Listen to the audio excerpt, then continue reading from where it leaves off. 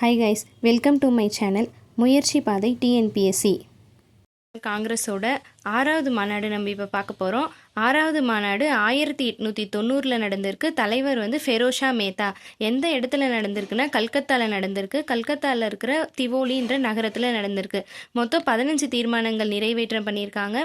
உப்பு வரி குறைப்பு, நிலையான நிலவரி தீர்மானமும் அந்த 15 தீர்மானங்களுக்குள்ளே அடங்குது.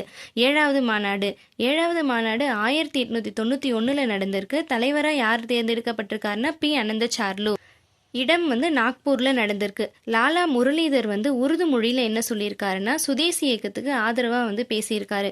வறுமைக்கு காரணம் மக்களும் அரசாங்கமும் தான் சொல்லியிருக்காரு. மொத்தம் 18 தீர்மானங்கள் நிறைவேற்றம் பண்ணியிருக்காங்க. 8வது மாநாடு 1892 நடந்திருக்கு. தலைவர் WC பானர்ஜி.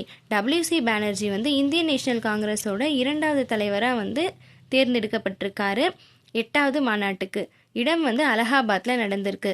தர்பங்கா பேரரசரோட உதவியால் லவுதர் மாளிகையில் தான் 8வது மாநாடு கூடியிருக்கு.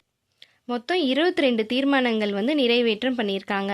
அடுத்து 9வது மாநாடு 1893 நடந்திருக்கு. தலைவர் யாருன்னா தாதாபாய் நவ்ரோஜி. எந்த இடத்துல நடந்திருக்குன்னா லாகூரில். தாதாபாய் நவ்ரோஜி ஏற்கனவே இந்தியன் நேஷனல் காங்கிரஸ்க்கு தலைவராக தேர்ந்தெடுக்கப்பட்டிருக்காரு. 2வது மாநாட்டுக்கு இவர் ஒரு பார்சி இனத்தை சேர்ந்த ஒரு தலைவர். எந்த இடத்துல நடந்திருக்குன்னா லாகூரில் நடந்திருக்கு. மொத்தம் 23 தீர்மானங்கள் நிறைவேற்றம் பண்ணியிருக்காங்க. அடுத்து 10வது மாநாடு 1894 நடந்திருக்கு. தலைவர் ஆல்ஃப்ரட் வெப். இடம் சென்னையில் நடந்திருக்கு. தலைவர் பிரிட்டிஷ் பாராளுமன்றத்தில் உள்ள அயர்லாந்து உறுப்பினர். ஆல்ஃப்ரட் வெப்ன்றவர் பிரிட்டிஷ் பாராளுமன்றத்தில் இருக்கிற ஒரு அயர்லாந்தை சேர்ந்த ஒரு உறுப்பினர்.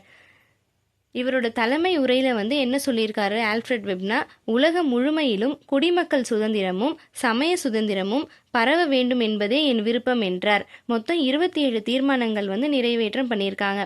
இந்த வீடியோ உங்களுக்கு யூஸ்ஃபுல்லாக இருந்ததுன்னா லைக் பண்ணுங்கள், ஷேர் பண்ணுங்கள், சப்ஸ்கிரைப் பண்ணுங்கள்.